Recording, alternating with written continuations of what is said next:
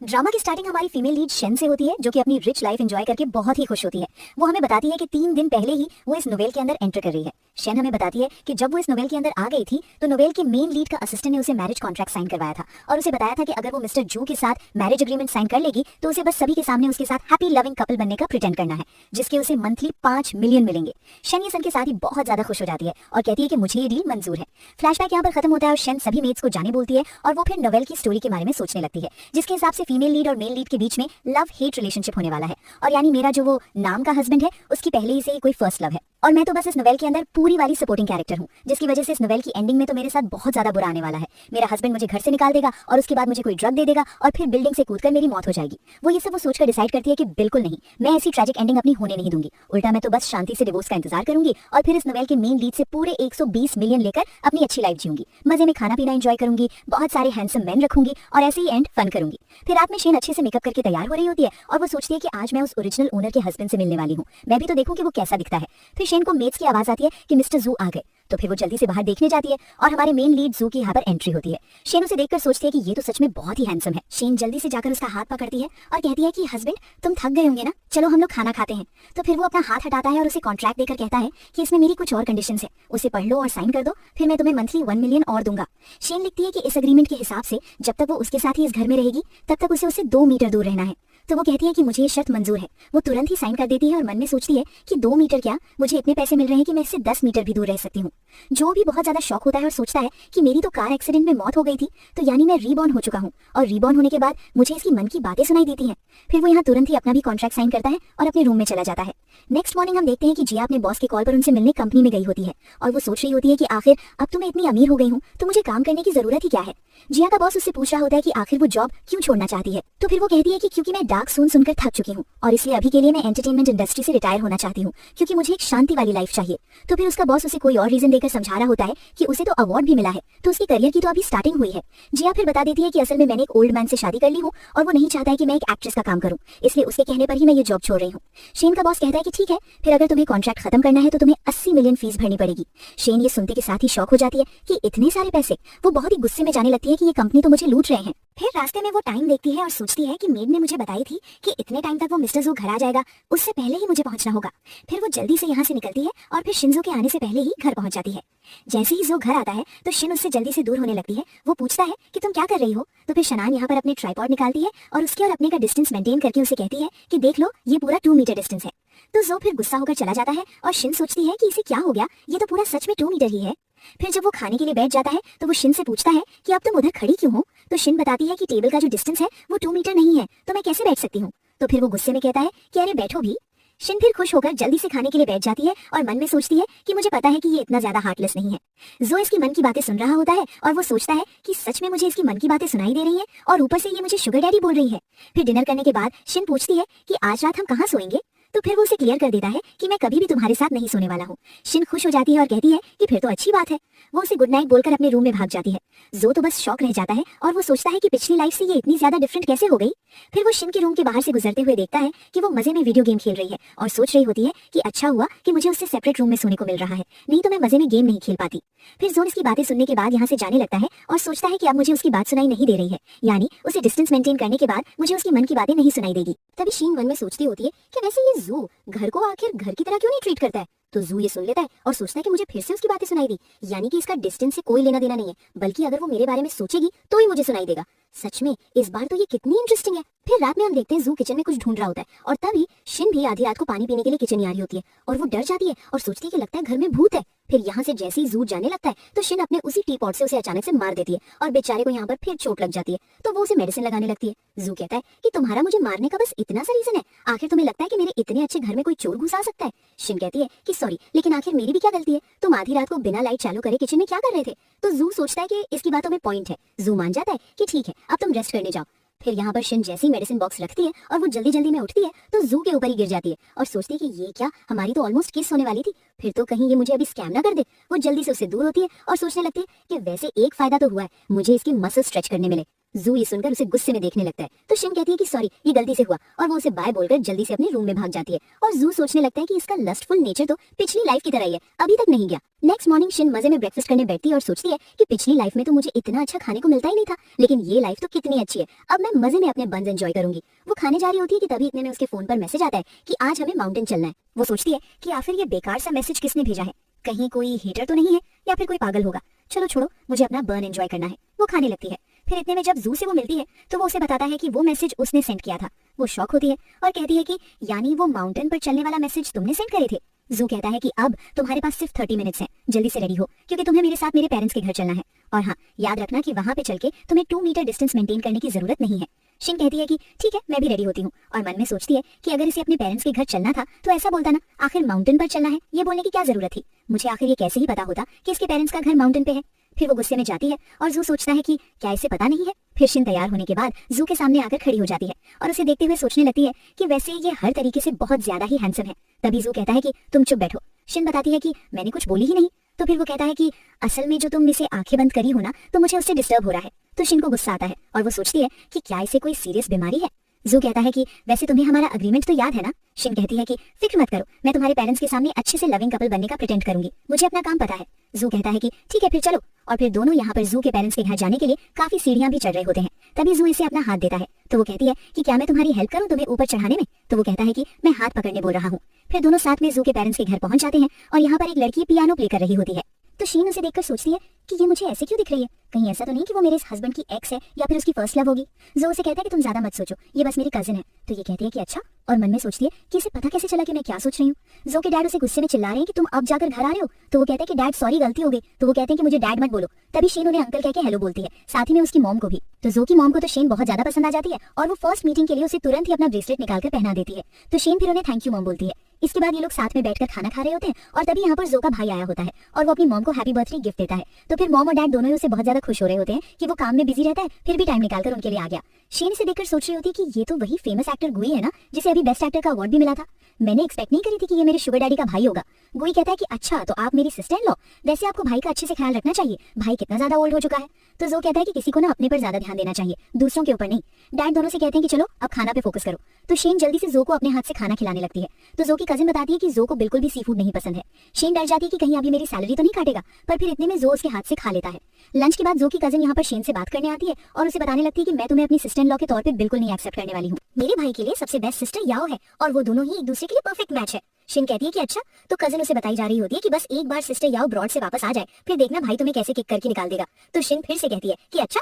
तभी यहाँ पर गुई आता है और कहता है कि सिस्टर इन लॉ आपको गुस्सा नहीं आ रहा है। शिन कहती है कि मुझे गुस्सा क्यों आएगा। तो फिर ये कहता है कि इसलिए कि भाई की फर्स्ट लव आ जाएगी तो वो आपको छोड़कर उसे एक्सेप्ट करेंगे। शिन कहती है कि जो ने मुझसे ये पहले ही बोल चुका है कि वो सिर्फ मुझसे प्यार करने वाला है और ये बोलकर वो चली जाती है। फिर से वो अपना शावर ले रहा होता है और तभी शिन यहाँ पर उसे शावर लेते हुए देख लेती है और फिर से उसे देखती रह जाती है। जो फिर जब बाहर आता है तो वो शिन को बताता है कि क्योंकि मेरे पेरेंट्स को पता ना लग जाए इसलिए आज रात हमें सेम रूम में ही रहना पड़ेगा, लेकिन हाँ तुम मेरे बारे में कुछ भी गलत थॉट्स रखने का सोचना भी मत। तो वो कहती है कि फिक्र मत करो, मैं तुमसे दूर ही रहूंगी। तभी जो की मॉम डोर नॉक करती है और उन्हें बुला रही होती है। तो शिन कहती है कि मैं जाके दरवाजा खोलती हूँ। यहाँ पर मॉम शिन को एक बैग पकड़ाती है और कहती है कि ये मेरी तरफ से तुम्हारे लिए। शिन सोचती है कि इसके अंदर क्या होगा। वो खोल कर देखती है तो उसके अंदर जो के लिए मेडिसिन होती है। तो वो डर के मारे जल्दी से उसे पकड़ा देती है और अपना शावर लेने चली जाती है। जो सोचता है कि मॉम भी ना ये कैसी कैसी मेडिसिन मुझे देती रहती है। फिर जो अपना यहाँ बुक पढ़ रहा होता है और दूसरी तरफ शिन जानबूझ के बाथरूम से बाहर निकल ही नहीं रही होती है और दोनों अपना बैठे बैठे सो जाते हैं। जैसे ही दोनों की नींद खुलती है तो सोचने लगते हैं कि पक्का अब तक तो वो सो गया होगा और यहाँ कर जो सोचता है कि शिन लगता है बाथरूम में सो गई। वो दरवाजा जाके खुलता है, शिन भी निकल ही रही होती है कि तभी वो उससे टकरा जाती है और गलती से वो उसे टच करने लगती है। तो जो कहता है कि ये क्या हरकत है, अब देखो मैं तुम्हारी सैलरी कट करूंगा। तो ये मन में अपसेट हो जाती है कि ये आखिर ये कैसा बॉस है, बस मेरी सैलरी कट करने के पीछे ही पड़ा रहता है। नेक्स्ट मॉर्निंग शिन को कॉल आती है और उसे पता लगता है कि अभी उसे एक लाइव स्ट्रीमिंग शो के लिए जाना है। शिन सोचती है कि वो प्लॉट आ गया है जिसमें मुझे मासूम लोगों को फूल बनाना है।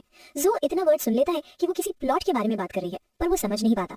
शिन अपना लाइव स्ट्रीमिंग के लिए मेकअप रूम में रेडी हो रही होती है और वो बस इसी बारे में सोच रही होती है कि आज की लाइव स्ट्रीमिंग शो के हिसाब से जब वो उस खराब वाले फ्रूट की इतनी अच्छी एड में हेल्प करवा देगी तो फिर वो बंदा जो कि अपने खराब फ्रूट्स बेचेगा तो सारी पब्लिक शिन को ही बुरा भला बोलेगी और उसका नाम खराब हो जाएगा। और क्योंकि आखिर वो एक बुरी वाली सपोर्टिंग कैरेक्टर है तो इसलिए फिर उसकी बुरी चीजें होने की शुरुआत होगी। शिन तो सोच लेती है कि वो ऐसा बिल्कुल नहीं होने देगी क्योंकि उसे लोगों को धोखा भी नहीं देना है।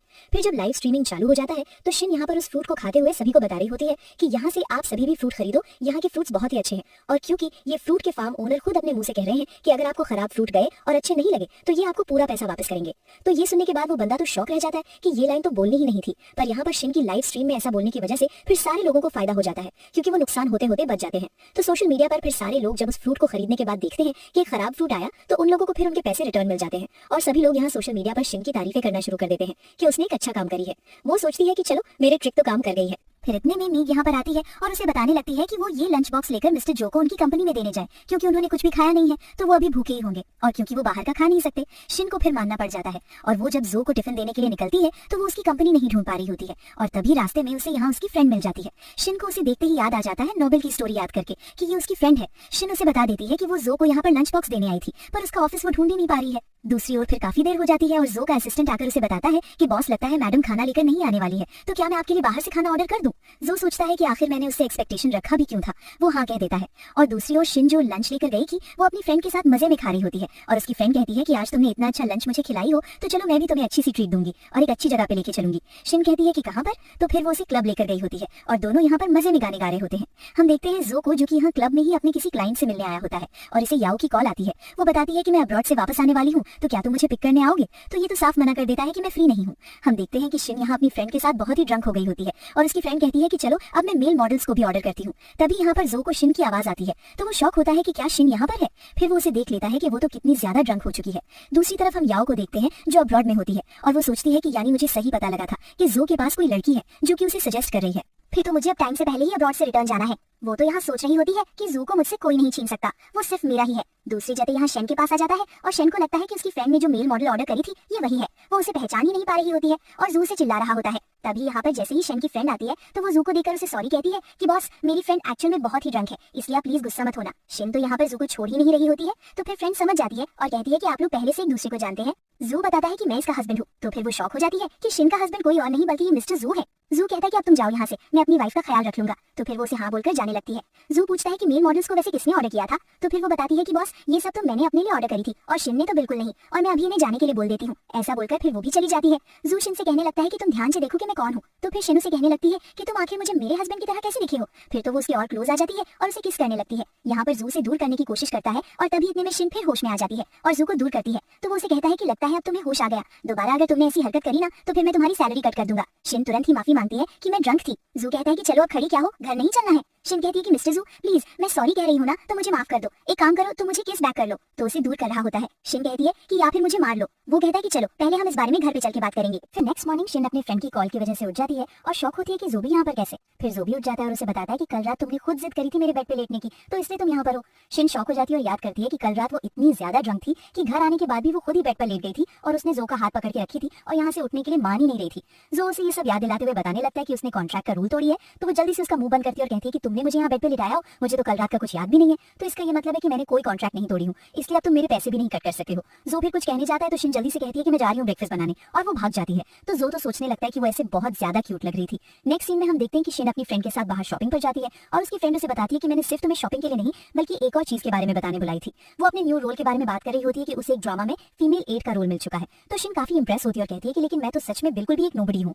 तो उसकी फ्रेंड कहती है कि तुम्हें भी काम मिल सकता है। तुम्हें पता है असल में जिस डायरेक्टर ने मुझे काम दिया है वो मेरा ही कजिन है, और उसका पहला प्रेफरेंस होता है कि तुम्हारी एक्टिंग स्किल अच्छी है कि नहीं, और मैंने तो तुम्हारे पुराने सारे ड्रामास देखे हो, तुमने बहुत ही अच्छी एक्टिंग करी हो, तो अपने ऊपर पूरा कॉन्फिडेंस रखो, तुम ये कर सकती हो। तो शिन कहती है कि थैंक यू, फिर मैं भी अब अपने ऊपर बिलीव रखूंगी। फिर हम जो के भाई गुई को देखते हैं जो कि कॉल पर उसी से बात कर रहा होता है, और उसे कहता है कि तुम चाहती हो ना कि मैं तुम्हारे लिए अपने भाई से उस लड़की शिन को दूर करूं, तो मेरे पास एक अच्छा आइडिया है, तुम मुझे आने वाले एक ड्रामा में मेल लीड का रोल दे दो। उसी और शिन यहाँ पर डाइटिंग करके परेशान हो जाती है, और वो बहुत ही अपसेट होकर बैठी होती है कि ऑडिशन के लिए वो अपनी भूख को इतना ज्यादा कंट्रोल कर रही है। तभी जू अपना शावर लेने के बाद रूम की तरफ जाने लगता है और शिन से कहता है कि साइड हटो। वो जैसे ही उठ रही होती है तभी फिर से गलती से उसके ऊपर गिरते हुए उसे टच करने लगती है। जू कहता है कि अब हटोगे भी। शिन कहती है कि सॉरी एक्चुअली मुझे इतनी ज्यादा भूख लग रही है ना, तो मुझे चक्कर आ रहे थे। जू कहता है कि फिर जाओ और कुक को बोलो तुम्हारे लिए खाना बनाने के लिए, इतनी ज्यादा डाइटिंग करने की जरूरत नहीं है। जू फिर यहाँ से जाने लगता है और वो सोच रहा होता है कि ये बार बार बस उसे देखती रहती है। शिन सोचती है कि वो इतनी जल्दी चला गया, थोड़ा और देर मुझे अपना हैंडसम फेस देखने दे देता तो क्या हो जाता, वैसे भी डिवोर्स के बाद हम थोड़ी ना एक दूसरे को देख पाएंगे। नेक्स्ट मॉर्निंग शिन जू के बारे में सपना देख रही होती है, और जैसे ही अलार्म की वजह से उसकी नींद खुलती है तो वो सोचती है कि यार अभी उठना था, आज तो मुझे ऑडिशन के लिए भी जाना है। अभी तो बहुत सारी मेहनत भी करनी है।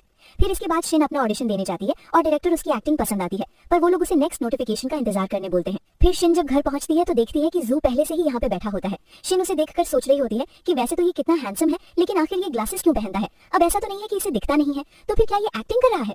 तभी जू शिन को आवाज देता है और उसे अपने पास बैठने बोलता है और उसे पूछता है कि उसका आज ऑडिशन कैसे गया। शिन कहती है कि मैंने तो अपना अच्छा करी हूँ, देखते हैं अब क्या रिजल्ट आता है। फिर वो देख रहा होता है कि उसके पैर में दर्द हो रहा है, तो जो कहता है कि मैं शेफ को बोलकर तुम्हारे लिए अच्छा खाना बनवा देता हूँ। तो शिन खुश हो जाती है और वो सोच रही होती है कि वैसे हम दोनों इतना पास बैठे हैं, क्या ये अपने 2 मीटर वाले अग्रीमेंट के बारे में भूल गया है? और ऊपर से इसने मुझे घर से बाहर भी नहीं निकाला। फिर जब ये लोग लंच कर लेते हैं तब यहाँ पर शिन को मैसेज आता है और वो जल्दी से जो को हक करके बताने लगती है कि मैंने ऑडिशन पास कर लिया हूँ, अब मैं जा रही हूँ अपना और प्रैक्टिस करने के लिए। तो जो सोचता है कितनी खुश हो गई हो। शिन फिर अपने असिस्टेंट को कॉल करता है और उसे ऑर्डर देता है कि शिन जिस ड्रामा में काम करने जा रही है उसमें वो इन्वेस्टमेंट कर रहा है, और सभी को वो ये बताने बोलता है कि ये इन्वेस्टमेंट शिन की वजह से आई है। नेक्स्ट मॉर्निंग शिन अपना लगेज लेके रेडी होकर निकलती है और जो को बताने लगती है कि आज से मेरी शूटिंग स्टार्ट हो रही है, तो फिर मैं जा रही हूँ। जो कहता है कि चलो मैं तुम्हें छोड़ देता हूँ। फिर वो उसे होटल तक छोड़ने जाता है और उसे कहता है कि अगर तुम्हें सेट पर कोई भी बुली करेगा ना तो मुझे बताना, और हाँ, ज्यादा सोशल मीडिया मत चेक करना। तो फिर वो सोचती है कि यानी इसे भी पता लग गया कि ऑनलाइन मेरी रेपुटेशन कितनी खराब है। शिन कहती है कि कोई बात नहीं, मुझे तो सब कुछ ठीक ही लग रहा है। जो कहता है कि वैसे भी अब तुम मेरी वाइफ हो तो उसकी भी तुम फायदा उठा सकती हो। शिन तो बहुत ज्यादा खुश हो जाती है कि वो उसे कितना अच्छे से बात कर रहा है। फिर जो तो यहाँ से चला जाता है और तभी शिन जैसे ही अंदर आ रही होती है तो उसे गुई मिलता है। वो उसे कहने लगता है कि सिस्टर इन लॉ, मेरी कोई हेल्प चाहिए? तो शिन मना करती है। फिर इसके बाद शिन अपना सेट पर शूटिंग के लिए होती है और तभी यहाँ पर गुई उससे मिलने पहुंच जाता है और वो उसकी क्लोज आकर उससे बातें कर रहा होता है और एक लड़की इन लोगों की चुपके से फोटो ले रही होती है। शिन इसे समझा देती है कि मुझे तुम्हारी कोई हेल्प की जरूरत नहीं है, और हाँ, मुझे सिस्टर इन लॉ बोलो तो ज्यादा अच्छा रहेगा। ये कहकर वो अपना चली जाती है और फिर वो लड़की गुई को आकर सारी फोटो दिखाने लगती है कि उसने जैसा उसे बोला था वैसी फोटो उसने क्लिक कर दी।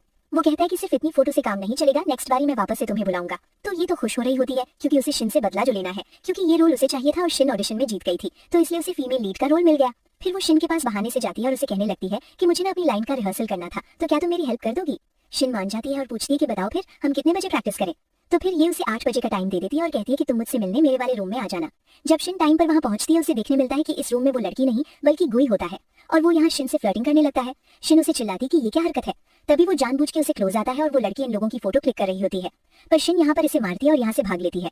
पर गुई का तो काम हो गया होता है, जो फोटो उसे क्लिक करवाने थे वो उसे मिल जाते हैं और वो उसे लीक करने के लिए बोल देता है। नेक्स्ट डे शिन अपना जैसे ही शूट से फ्री होती है तो उसे जो का कॉल आता है और वो पूछता है कि तुम्हारे और गुई की फोटो लीक हुई है, ये सब क्या है? तो वो तुरंत ही क्लियर करती है कि तुम कुछ भी गलत मत समझना, असल में वो गुई यहाँ पर आकर मुझे परेशान करता रहता है और मुझे भी नहीं पता कि उसका क्या है। तो जो कहता है कि लगता है तुमने ऑनलाइन पोस्ट नहीं देखी हो। तो फिर शिन वो फोटो देखने के बाद उसे वापस से बताती है कि ये सब ठीक है। जो कहता है कि क्या तुम्हें मेरी कोई हेल्प की जरूरत है? तो शिन मना करती है कि मैं सब अकेले हैंडल करूंगी, फिक्र मत करो। जो कहता है कि फिर भी अगर मदद की जरूरत होगी तो बता देना। फिर इसके बाद शिन उसी लड़की से बात करने जाती है और उसे चिल्लाती है कि उसने ही जानबूझ के गुई के साथ मिलकर ये प्लान बनाई थी और उसने ही उसकी फोटो को लीक करी है। तो वो भी हंसकर मान लेती है कि हाँ, मैं ही वो उसे बता देती है कि वो उसे कितनी ज्यादा जेलस है। जिन कहती है कि मैं चाहती हूँ कि तुम अपनी गलती एक्सेप्ट कर दो और पब्लिक में मुझसे माफी मांगो और सॉरी बोलने वाला एक वीडियो पोस्ट करो। तो वो कहती है कि देख लेंगे, मैं नहीं करने वाली। और फिर जू की मदद से शिन की उसके डायरेक्टर के सामने इमेज तो क्लियर होती है कि वो असल में इस रूमर की वजह से जो फंस गई है उसमें वो खुद ही विक्टिम है। तो शिन खुश होती है कि डायरेक्टर तो उसके साइड है। अब उस लड़की को बहुत ज्यादा गुस्सा आ जाता है कि शिन ने उसकी बेइज्जती करवा दी है, तो उससे बदला लेने के लिए यहाँ पर उसका फेस क्रैच करने पहुंच जाती है। शिन उससे बचने की कोशिश करती है और तभी वो उसके गले पर चोट लग जाती है। वो पूछती है कि क्या तुम पागल हो चुके हो? तो फिर वो लड़की कहती है कि हाँ, और वो वापस से उसके ऊपर अटैक करने जाती है। पर टाइम पर यहाँ पर जू पहुंच जाता है शिन को बचाने के लिए और वो कहता है कि तुम्हें कितनी चोट आती है। शिन अपना ही खून देखकर बेहोश हो जाती है, तो जू उसे फिर लेकर जाता है। फिर वो उसे हॉस्पिटल जाने के बाद यहाँ पर कॉल पर ऑर्डर दे रहा होता है कि मेरी वाइफ को जिसने भी बुली किया है ना, उसका अंजाम अच्छा नहीं होने वाला है। और फिर जू यहाँ शिन के पास आता है और उसे बताने लगता है कि डॉक्टर ने कहा है कि तुम्हारी चोट ज्यादा नहीं है, लेकिन इसे ठीक करने में थोड़ा टाइम जाएगा और चोट का निशान नहीं आने वाला है। तो शिन उसे थैंक्स बोलने लगती है और मन में सोचती है कि अब उस चोट आने की वजह से मेरी शूट पे असर पड़ जाएगा। तो जू ये सुन लेता है और उसे फिर समझा देता है कि उसने प्रोडक्शन टीम से ऑलरेडी बात कर चुका है और जब तक उसकी चोट ठीक नहीं हो जाती तब तक वापस शूटिंग स्टार्ट नहीं होगी। तो शिन इसके लिए भी उसे थैंक यू बोलने लगती है। सू कहता है कि मैंने बोला था ना कि तुम्हें बार बार मुझे थैंक यू बोलने की जरूरत नहीं है। तो फिर वो सोचती है क्या करे, मेरे साथ इतना अच्छे से रहेगा तो फिर मैं अपना कंट्रोल खो दूंगी। तो जू उसकी बातें सुनकर हंसने लग जाता है। शिन कहती है कि तुम किस पर हंस रहे हो? तो फिर वो बाहर निकलता है कि किसी पर भी नहीं, और मन में सोचता है कि वो बहुत ही क्यूट लग रही है। फिर वो उसे हॉस्पिटल से घर लेकर आ जाता है और यहाँ पर उसकी हाउसकीपर भी उसका अच्छे से ख्याल रख रही होती है। तो शिन कहती है कि बस मैं ठीक ही हूँ, इतना भी ज्यादा ख्याल रखने की जरूरत नहीं है। फिर हाउसकीपर जू से कहती है कि आप आखिर कंपनी में काम करने क्यों नहीं जा रहे? अभी आपकी वाइफ को चोट आई हुई है तो आपको तो कंपनी जाकर और भी ज्यादा काम करना चाहिए ताकि आपकी वाइफ और भी ज्यादा पैसे फिर आराम से उड़ा सके। आपको मैडम की रेस्ट के बीच में उनको डिस्टर्ब नहीं करना चाहिए। तो जू शॉक रह जाता है कि आखिर मैं इसे पैसे पे कर रहा हूँ या फिर ये शन कहती है कि जाओ अब तुम अपना काम कर लो, मैं अपना ध्यान रख लूंगी। जू कहता है कि अच्छा ठीक है, लेकिन अगर कोई भी चीज की जरूरत रहेगी तो तुरंत ही मुझे कॉल करना। और वो जाने लगता है। तभी शन उसका हाथ पकड़ती है और कहती है कि वैसे आज के लिए बहुत थैंक यू। वो याद करने लग जाती है कि कैसे वो उसे टाइम पर बचाने आ गया था। फिर शन को उसके बॉस का कॉल आता है, तो फिर उसे तुरंत ही कंपनी जाना पड़ता है। वो उसे ऑफर दे रहा होता है कि जिस लड़की ने उसे चोट पहुंचाई है उन लोगों ने उसे बदले में इस मैटर को सॉल्व करने के लिए पैसे ऑफर किए हैं। तो अगर वो सभी मीडिया के सामने ये कह देगी कि दोनों के बीच में ऐसा कोई मैटर नहीं है तो फिर उन्हें फायदा मिलेगा। शन कहती है कि रहने दो, मुझे आपकी हेल्प की कोई जरूरत नहीं, मैं अपनी प्रॉब्लम खुद सॉल्व कर लूंगी। इसका बॉस उसे परेशान कर रहा होता है तो वो उसे किक कर देती है और कहती है कि मैं अपना जा रही हूँ यहाँ से। तभी बहुत सारे रिपोर्टर्स शन को रोक लेते हैं और उससे सवाल करने लगते हैं उसी फोटो के बारे में कि गुई के साथ जो उसकी फोटो है तो क्या वो उसका बॉयफ्रेंड है। तो शिन कहती है कि आप लोगों को तो मेरी चोट के बारे में पूछना चाहिए ना, ये क्या सवाल है। प्रेस कहते हैं कि पब्लिक आपके रिलेशनशिप के बारे में जानने में ज्यादा इंटरेस्टेड है तो आपको फिर बताना पड़ेगा। शिन सोचती है कि अब अगर वो कुछ भी जवाब देगी तो उस पर बहुत ही इफेक्ट होगा। वो यहाँ पर इन लोगों से कह देती है कि हाँ मैं उसे लाइक करती हूँ तो दोबारा अभी मुझे परेशान मत करना, नहीं तो मेरी लीगल टीम अगर आपको जवाब देने पे आएंगे ना तो फिर आप लोग बचोगे नहीं। तो फिर वो लोग डर जाते हैं और शिन अपने यहाँ से चली जाती है। दूसरी तरफ यहाँ अब्रॉड से वापस आ गई होती है और वो शिन के खिलाफ ही प्लानिंग कर रही होती है उसे जो से दूर करने के लिए। जो अपने असिस्टेंट के साथ अपना मीटिंग के लिए जा रहा होता है और तभी उसका असिस्टेंट सब बताने लगता है लास्ट टाइम जो शिन प्रॉब्लम में फंसी थी उसके पीछे कोई और नहीं बल्कि उसी याओ के ही हाथ हैं, वो अब्रॉड से वापस आ गई है। तो जो गुस्से में अपने असिस्टेंट को ऑर्डर देता है कि उस याओ की फैमिली के स्टॉक प्राइस गिरनी चाहिए। रात में शिन फिर यहाँ पर ऑनलाइन सारी न्यूज पढ़ रही होती है जिसमें उसके बारे में बातें चल रही होती है कि आज उसने सभी के सामने अपना लव कन्फेस करी है। तो वो सोचती है कि मैंने तो बस एक वर्ड बोली थी और इन लोगों ने इतनी बड़ी न्यूज बना दी। तभी जो शिन के रूम के बाहर नॉक करता है तो फिर वो उसे अंदर आने बोल देती है। जो उसे कार्ड दे रहा होता है तो ये कहती है कि ये क्या है। तो जो बताता है कि ये मेरी मॉम ने तुम्हारे लिए गिफ्ट भेजी है, उन्होंने कहा है कि तुम आराम से शॉपिंग करो और कोई भी चीज में टेंशन में ना पड़ो। तो शिन ले लेती है और सोचती है कि इसकी फैमिली तो कितनी ज्यादा अच्छी है, मुझे तो फायदे पे फायदा हो रहा है। फिर जो यहाँ पर शिन की चोट की फिक्र करने लगता है और उसे कहता है कि अब तुम सो जाओ। शिन कहती है कि नहीं मुझे डर लग रहा है कि सोने के बाद कहीं मैं अपनी चोट पर प्रेस ना कर दूं। तो वो कहता है कि मेरे पास एक आइडिया है, मैं यहीं पर ही बैठकर तुम पर नजर रखूंगा, तुम सो जाओ। तो शिन फिर बहुत ही ऑकवर्ड फील कर रही होती है और कहती है कि तुम मुझे ऐसे देखते रहोगे तो मैं सोंगी कैसे। तो फिर वो कहता है कि मैं अपना फोन यूज करता हूँ और तुम ऐसा मत सोचो कि मैं तुम्हें देख रहा हूँ। शिन पूछती है कि फिर तुम्हारी सोने वाले नहीं हो। तो जो कहता है कि पहले तुम सो जाओ फिर मैं अभी सोने चला जाऊंगा और वो खुश होता है कि वो मेरी फिक्र कर रही है। फिर शिन सोने की कोशिश करती है और वो चुपके चुपके से उसे देख रही होती है। तो जो भी स्माइल कर रहा होता है और फिर शिन यहाँ पर सो जाती है और सोने के बाद वो उसी तरफ मुड़ जाती है जिस तरफ उसके नेक पर चोट लगी हुई है। तो फिर जो उसे सीधा करने में हेल्प करता है और तभी वो तो उसे किस कर लेता है। मॉर्निंग में जब शिन की नींद खुलती है तो वो खुश होती है कि वो बहुत ही अच्छे से सोई और उसे तो पता भी नहीं चला कि जो यहाँ से कब चला गया।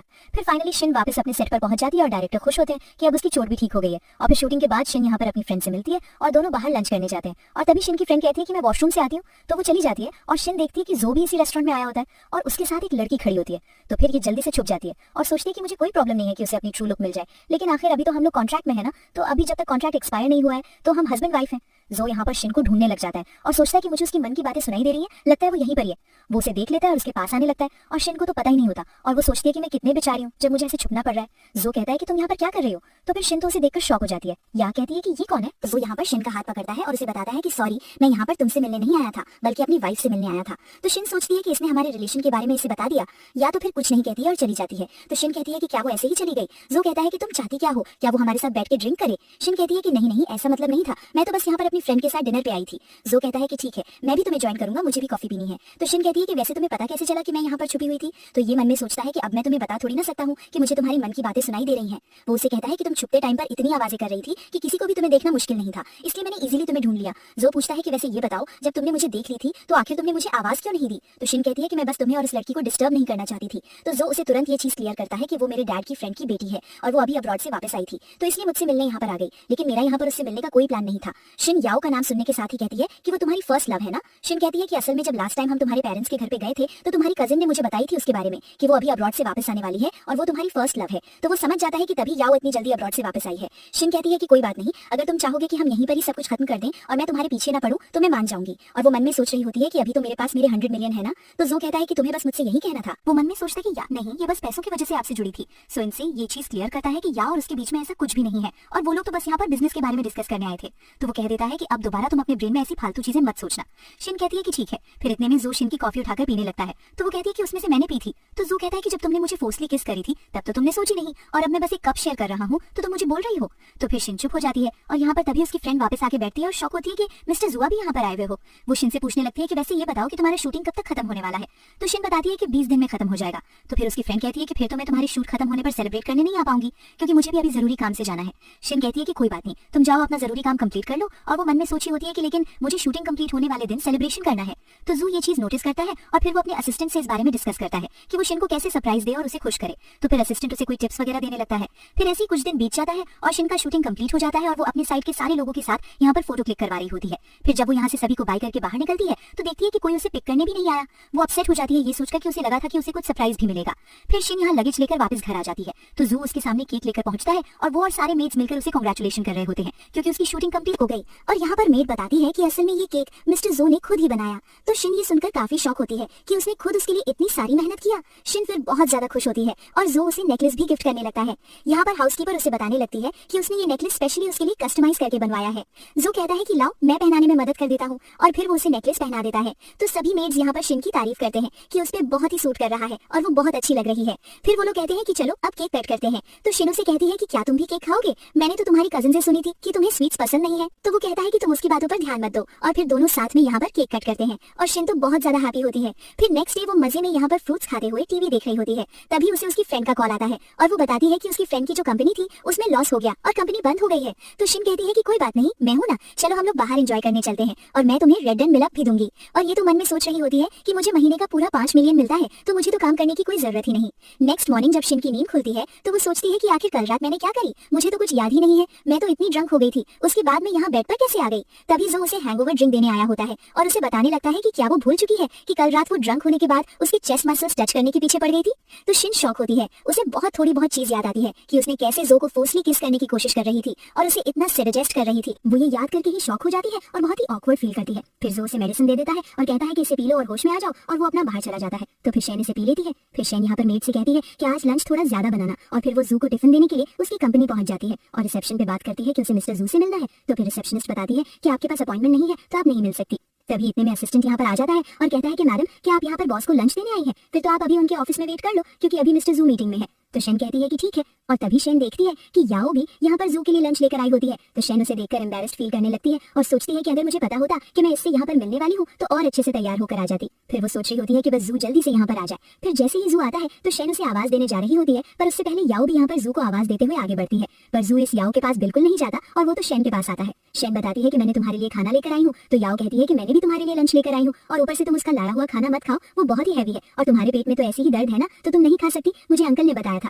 जू कहता है कि इसकी जरूरत नहीं है, मैं सिर्फ अपनी वाइफ का लाया हुआ ही खाना खाऊंगा और मैं तुम्हें समझा दूं कि मैं एक मैरिड मैन हूँ तो दोबारा मुझे परेशान करने मत आया करना। तभी शैन यहाँ उससे पूछती है कि क्या तुम भी हमें लंच के लिए ज्वाइन करना चाहोगी? तो वो मना करती है और चली जाती है।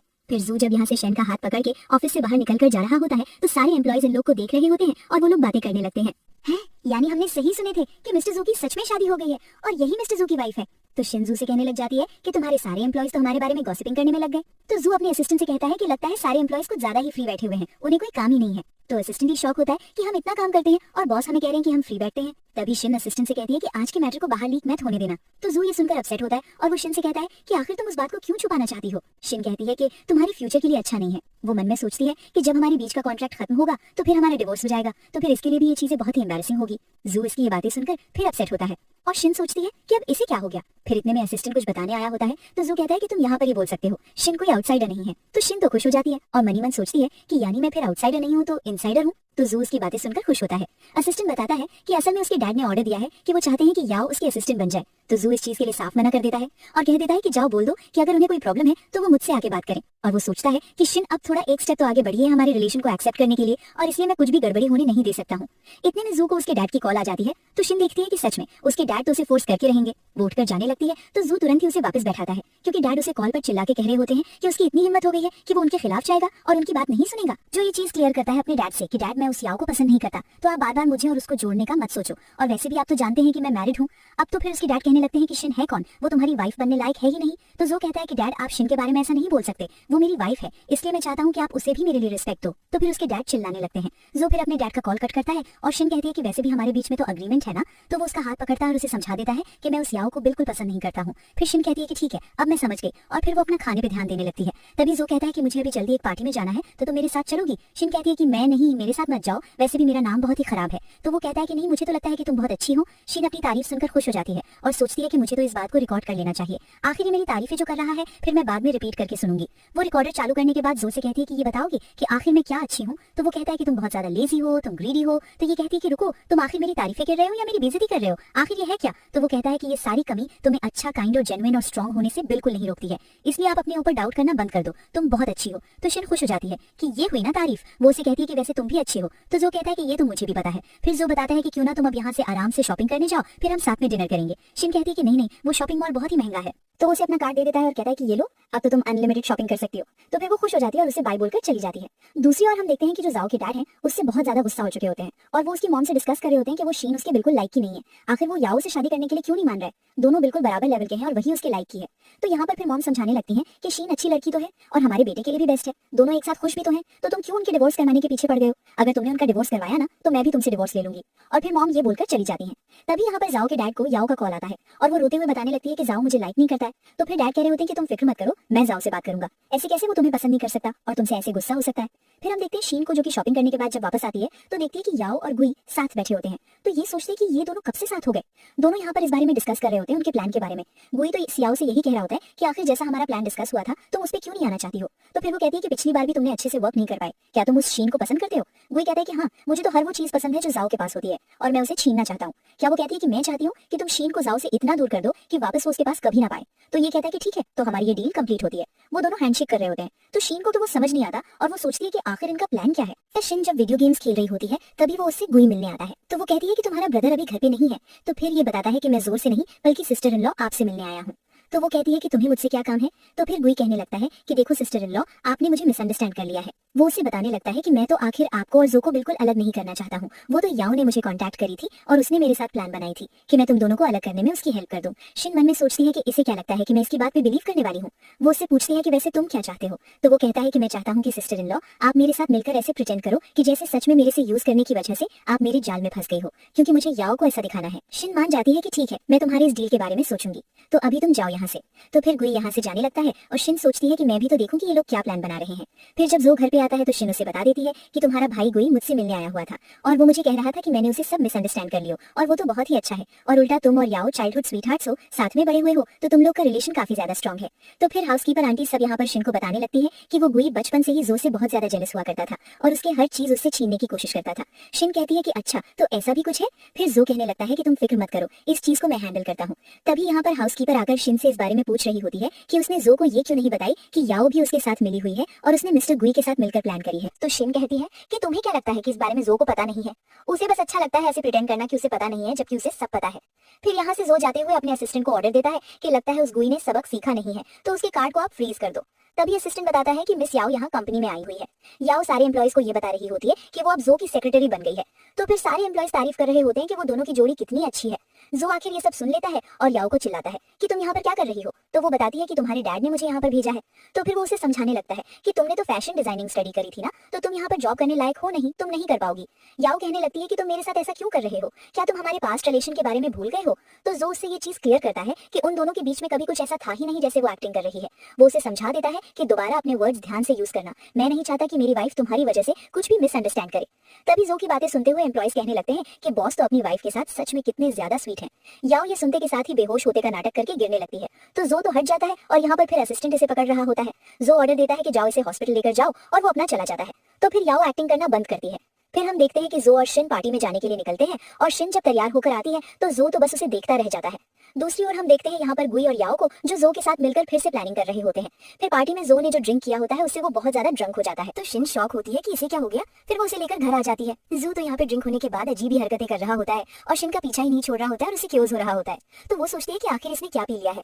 वो जब अपना कोट उतारने लगता है तो शिन उसे समझाती है कि अपने कपड़े मत उतारो। फिर वो यहाँ बेहोश हो जाता है। शिन उसकी अच्छे से हेल्प कर रही होती है उसे ठीक से लिटाने में। तभी इतने में वो उसे किस करने लगता है। फिर मॉर्निंग हो जाती है और जब जू को होश आता है तो फिर कल की उसे चीज याद ही नहीं आ रही होती है। तो वो शिन से पूछता है कि कल हुआ क्या था। तो वो बताती है कि तुम बहुत ही ड्रंक हो गए थे और मुझे लगता है कि तुमने मुझे किस भी किया था। तो जू ये सुन लेता है और उसे फिर याद आ जाता है कि कल उसने क्या क्या हरकतें किया। हम देखते हैं कि याओ तो बहुत ज्यादा गुस्सा हो चुकी होती है क्योंकि उसका कल रात का प्लान जो खराब हो गया होता है। फिर नेक्स्ट सीन में हम देखते हैं कि शिन हेंच करने बैठती है और तभी इतने में उसे उसके पुराने बॉस का कॉल आता है और वो उसे कहता है कि वो उसे इतनी आसानी से पीछा नहीं छुड़ा सकती है। अगर उसे यहाँ पे जॉब छोड़नी है तो उसे 80 मिलियन तो भरने पड़ेंगे। तो फिर शिन को मारना पड़ जाता है और उसका बॉस उसे एक जगह पर पैसे लाने के लिए बोल देता है। शिन जब वहाँ पे पहुंच रही होती है तो हम देखते हैं कि वो बंदा तो ऑलरेडी यहाँ से मिला होता है और उसने अपने साथ एक गुंडे को भी हायर किया होता है शिन को पकड़ने के लिए। तो शिन तो यहाँ से भागने लग जाती है पर वो लोग उसे बीच रास्ते में रोक लेते हैं और कहते हैं कि तुम बचकर कहाँ पर जा पाओगी। पर तभी जू अपने सारे गार्ड्स के साथ यहाँ पर पहुंच जाता है शिन को बचाने के लिए और फिर वो जल्दी से उसे अपने कोट से कवर करते हुए उसे सेफली यहाँ से घर लेकर जाता है। फिर जू शिन को सॉरी लेटर लिखने के लिए बोला होता है। तो वो समझ ही नहीं पा रही होती कि मैंने करी क्या। फिर वो उसे थोड़ा सा चीज लिख के दे देती है। तो वो कहता है कि बस तुम्हें इतना ही लिखने आया।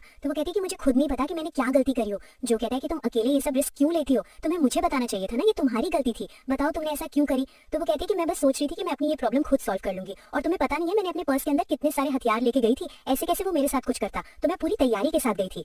जो जल्दी से उसे हक कर लेता है तो शिन शॉक रह जाती है कि वो सच में उसकी कितनी केयर करता है।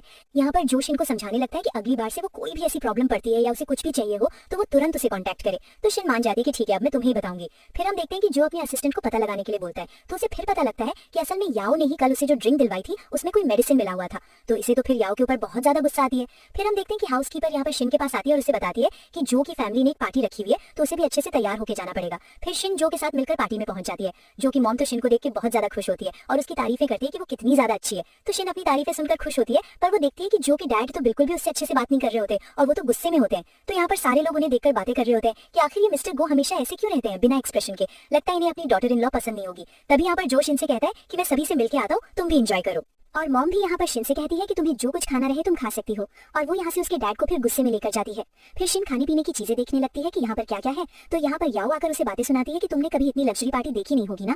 पर शिन बिल्कुल भी इस याओ की बेइज्जती सह के नहीं लेती, बल्कि इसे रिटर्न में अच्छे से जवाब देती है और उसे चुप करा देती है। पर फिर याओ से वापस से कहती है कि तुम्हें पता है मुझे स्पेशली यहाँ पर जो ने अपनी पार्टी में बुलाया हुआ है। फिर इतने में जैसे ही यहाँ पर जो आता है तो वो याओ को शिन से माफी मांगने के लिए बोलता है। तो वो शौक होती है कि तुम मुझे इससे माफी मांगने बोल रहे हो, आखिर क्यों। तो वो कहता है कि लगता है तुम्हारी याददाश्त चली गई है। वो अपने असिस्टेंट को बुलाकर उसका और उस बॉस का वीडियो दिखाता है जिससे उसने डील करी थी शिन को सबक सिखाने के लिए। जो कहता है कि सिर्फ यही नहीं है बल्कि मेरे पास तुम्हारे खिलाफ और भी सारे एविडेंस है जिससे तुम्हें तो अब जेल होने वाली है। तो याओ शॉक हो जाती है कि इसे सब कैसे पता लग गया। फिर शिन सीधा इसे थप्पड़ लगाती है। याओ कहती है कि तुम्हारी इतनी हिम्मत कि तुमने मुझे मारी। फिर यहाँ पर जैसे ही जो के डैड आते हैं तो वो ये देखते के साथ ही शिन को चिल्लाने लगते हैं कि वो उनकी पार्टी में आकर किसने परमिशन दिया जो इस तरीके की वो हरकत कर रही है।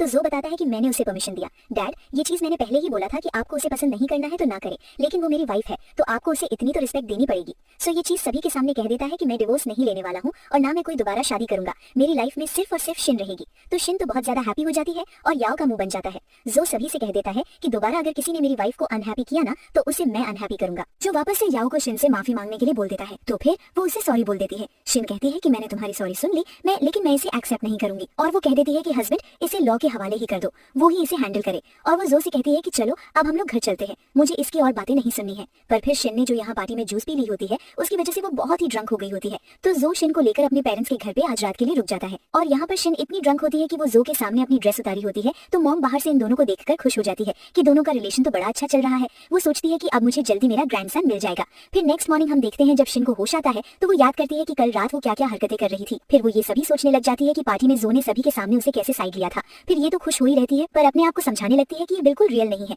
अभी तो हम कॉन्ट्रैक्ट में ही है। वो डिसाइड कर लेती है कि नहीं, मैं उससे अपनी फीलिंग्स कन्फेस करूंगी और उसे बताना ये जरूरी है ताकि मुझे पता लगे कि वो सच में जहाँ तक है। और फिर शिन यही सोचने के बाद जो की कंपनी पहुंच जाती है उससे इस बारे में बात करने को। पर तभी वो देखती है कि जो यहाँ पर किसी लड़की के साथ है पर वो उसे हक कर रही होती है। तो ये देखने के बाद शिन का दिल टूट जाता है। उसे लगता है कि जो की लाइफ में कोई और ही है। वो अपसेट होकर जाने लगती है। जब जो को पता लगता है कि शिन यहाँ पर उसे मिलने आई है तो वो जल्दी से उसे रोकने जाता है और शिन को रोता हुआ देखकर वो उसे पूछता है कि क्या हुआ है। तो शिन मन में सोचती है और फिर ये सब समझ जाता है और उसे क्लियर करता है कि वो लड़की कोई और नहीं बल्कि मेरी सिस्टर है, चलो मैं तुम्हें उससे मिलवाता हूँ। और फिर वो शिन को अपनी बड़ी बहन से मिलवा देता है और वो भी यहाँ पर शिन से मिलकर खुश होती है और बताती है कि मैं अभी अब्रॉड से आई हुई थी और मुझे पता लगा कि मेरे भाई ने शादी भी कर ली है। वो तो यहाँ पर शिन को शादी का गिफ्ट भी देती है और दोनों के रिश्ते को अप्रूव कर रही होती है और यहाँ से फिर चली जाती है। जो कहता है कि वैसे तुम यहाँ पर इसलिए आई थी कि तुम्हें मुझसे कुछ बात करनी थी, लेकिन रुको, पहले मुझे तुम्हें कुछ बताना है। जो फिर शिन से अपनी फीलिंग्स कन्फेस करता है और उसे क्लियरली समझा देता है कि वो उसे लाइक करता है और इसलिए वो नहीं चाहता कि अब उन दोनों के बीच में कोई भी कॉन्ट्रैक्ट वाला रिलेशन हो। तो फिर शिन भी फाइनली उसे बता देती है कि वो भी उससे इसी बारे में ही बात करने आई थी और उसे सब क्लियर करना चाहती थी क्योंकि वो भी उसे लाइक करती है। फिर यहाँ पर जो वो मैरिज कॉन्ट्रैक्ट लाता है और उसके सामने ही फायर देता है और फिर दोनों ही हक करते हैं और बहुत ज्यादा हैप्पी होते हैं। पर फिर शिन कहती है कि अब कॉन्ट्रैक्ट खत्म हो गया है तो क्या वो कॉन्ट्रैक्ट वाले मुझे 5 मिलियन नहीं मिला करेंगे। जो कहता है कि 5 मिलियन क्या, मैं तो पूरी कंपनी तुम्हारे नाम कर दूं। शिन कहती है कि नहीं नहीं, बस वो 5 मिलियन ही काफी होंगे। और वो तो मन में सोचने लगती है कि ऐसे ही उसे और पैसे मिलते रहे तो वो तो अपना और भी सारा काम स्टार्ट कर देगी और बहुत ही रिच हो जाएगी। और जो उसकी ये सारी मन की बातें सुनकर और स्माइल कर रहा होता है। इसी के साथ इस ड्रामा की हैप्पी एंडिंग हो जाती है।